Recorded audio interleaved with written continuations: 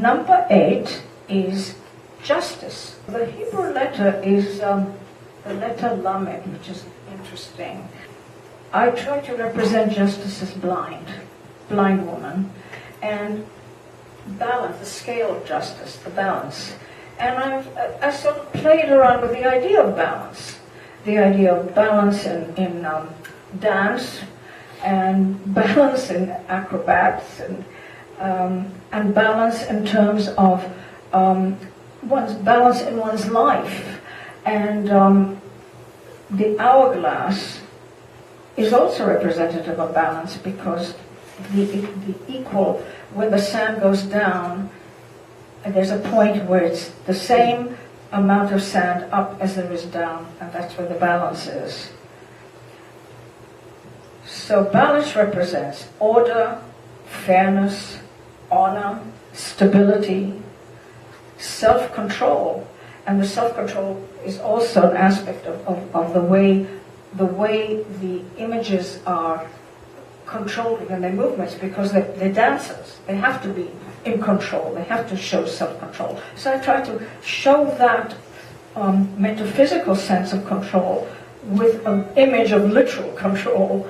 But it also can be a blindness to nuance and over-concerned with detail and the letter of the law rather than the spirit. After that comes the hermit. The hermit, I represented the hermit again as Isaac Whitkin, the sculptor, who in a way also isolated himself. Later years of his life, he isolated himself pretty much from the world. But the hermit has an inner strength and much knowledge. He has no interest in material gain. He lives in his inner world. He has a rich inner life and much wisdom to impart.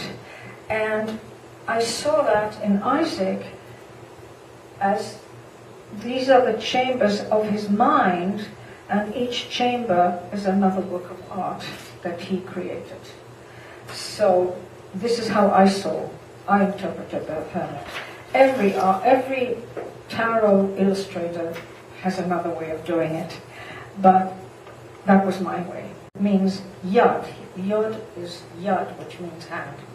So that's the hermit. Number 10, which is the Wheel of Fortune. The Wheel of Fortune is pretty self-evident. The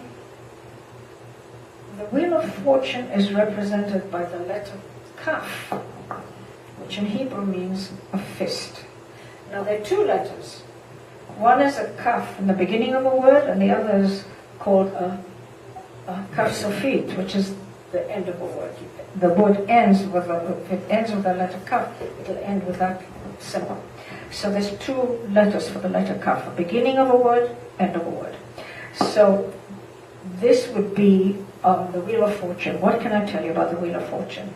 It symbolizes a cycle of life, and birth, success, failure, decline, death and rebirth. It represents unknown fate.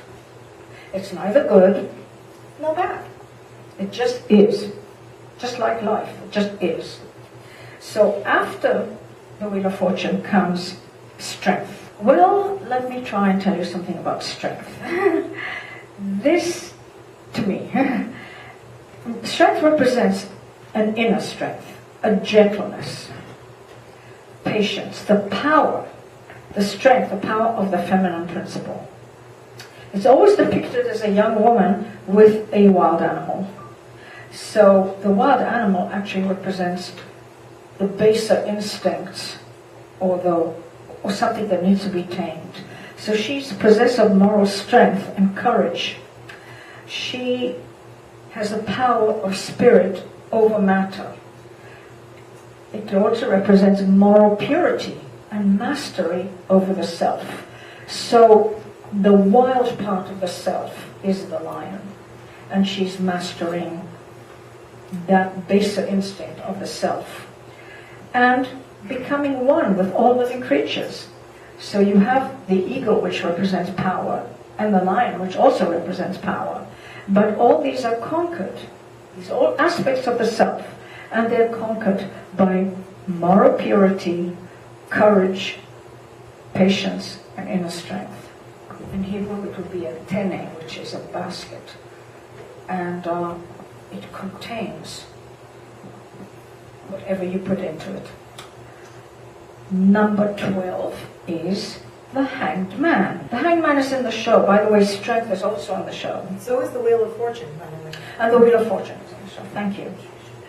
Thank you, Nadine. Okay. So strength, we've got the Hanged Man. Oh, the Hanged Man is pretty self-evident. The Hanged Man devotes himself to others.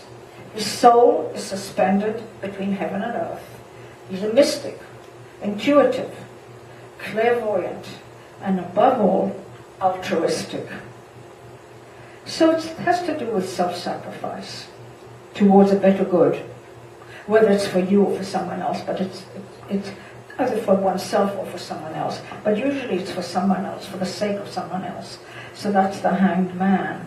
And I depicted him with one hand pointing up towards heaven, the other towards the earth, because he is life in suspension between heaven and earth, between what grows in the earth and what happens above, So this is the Hanged Man. Oh, the Hebrew letter for this is the letter Mem, by the way. The letter Mem denotes water. The letter Mem stands for Mayim, and Mayim means water. And the Hanged Man, as you can see, his hand pointing down is towards water, and water is always life. Water is always life. And when he's pointing up, he's pointing to something beyond life. So it's life here, material life, and what's beyond. And that's the Hanged Man, the suspended between the two worlds. After the Hanged Man comes death. Death is always number 13. Death and transfiguration. Death signifies change. It's the end of a way of life, the beginning of a new cycle. It represents the passing of time. It represents a transition, transformation, and triumph of the spirit over matter. So that's what the death card means. And the letter for that is Nun, the letter Nun. Okay. Interestingly enough, Nun stands for fish. So how the fishing of souls, I suppose. But anyway, I'm not quite sure the meaning for that, why it's there, why it's that particular letter. And again, there's the final Nun and the beginning and the ending of Nun. Nun begins in one way, like so, like here, and ends slightly with the final letter. In Hebrew, there's certain letters that begin in one way and end in another.